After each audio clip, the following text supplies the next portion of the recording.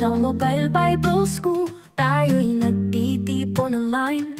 Sa tahanan man o saan ka man naroon. Okay, so let me share to you some guidelines in terms of community. Pag sinabi nating community, sino ba ang pwedeng mag-join sa ating music ministry? Ayan. Nandiyan po yung tinatawag nating preparing with purpose. Ibig sabihin, each individual, maaaring member nyo na or kakapasok lang sa church, preparing to be a member of the music team. Ayan. So dito po sa preparation na ito, sino ba yung mga pwedeng sumama or qualified to be a member of the music team, kumbaga prerequisite. So ito po yung mga ilang suggestions lang or pwede nating gayahin if you want. So if a person is regularly attending for the last 6 months, he or she has already signed up yung membership. At of course, merong heart's desire to serve in the ministry, they are welcome to join. Pwede nating i-tweak yon. Sa sistema siguro ninyo, pwedeng kahit after 1 month lang, nakitaan nyo na siya ng consistency, pwede na yon. Pero ito ay guide lang po. Dito po tayo ito yung sinasabi ko na pwedeng magkakaiba tayo ng standards. Pero magkakapareho po tayo, naniniwala ako na magkakapareho po tayo na dapat yung kukunin nating musician or instrumentalist sa church ay talagang stable or consistent yung kanyang pag-attend regardless kung matagal na or sandali pa lang. Ayun. So kapag talagang desire niya na mag-join ng music ministry, so mayroong interview. Ito pong sinishare ko ay ano po siya, guideline po namin. Pwede nyo ring kunin. This is actually taken from the guideline ng isang branch namin sa Haven of Worship. Ayun. So kapag meron siyang interest in joining, magkakaroon ngayon ng one-on-one interview with the music ministry director. Sa aming church sa Urdaneta, meron kaming tinatawag na one-on-one. Pero hindi lang iisa ang kumakausap.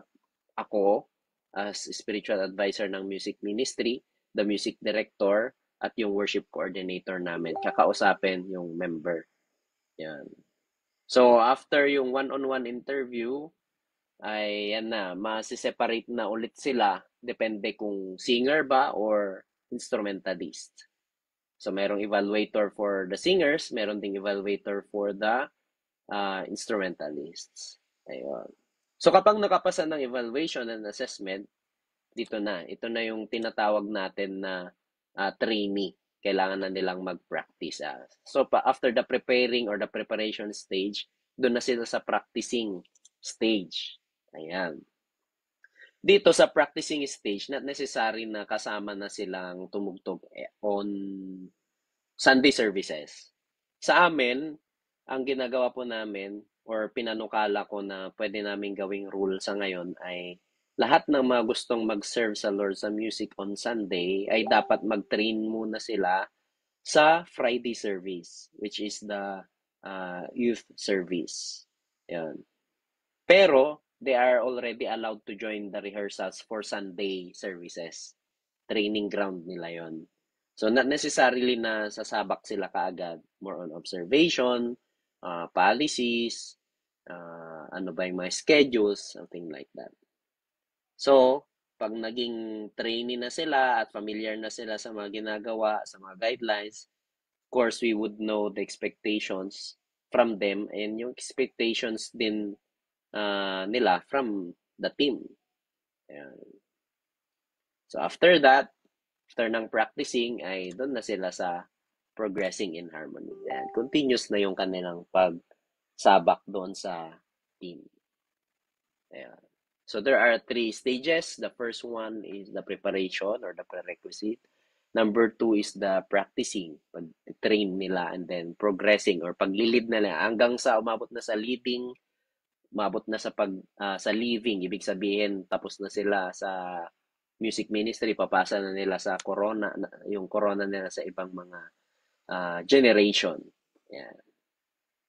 Yan po yung paano tayo kumuha ng mga members sa music team natin. So, pwede rin ninyong gawin na mayroon junior music team, tapos mayroong senior music team. So, bago sila maging senior music team, doon muna sa junior music team. Dito rin, meron din tayong guidelines paano dadaan ang isang singer into a lead singer or yung tinatawag nating song leader or worship leader. Ayan. When I say evaluation, hindi lamang po sa musical abilities ng isang tao, but kasama po dito yung kanilang spiritual maturity. These are two wings of the airplane na tinatawag. Hindi pwedeng magaling ka sa music pero bagsak ang spiritual. Or vice versa. Hindi pwedeng okay ang spiritual mo pero wala ka naman sa tono. Sabi nga nung narinig ko hindi pwedeng by heart ka ng by heart pero yung boses mo parang ginugupit na yero. Hindi pwede. Dapat balance daw po yan. May idea ka sa music, hindi man magaling ka agad pero kinakikitaan ka ng potential sa music. At the same time, the spiritual matters ay kasabay mong lumalago. Okay. Tuloy natin. So, kung mapapansin ninyo, puro C po ito. Yung una kanina ay, review lang po tayo. Number 1 is components. Number 2 is the community. Pangatlo is the commitment.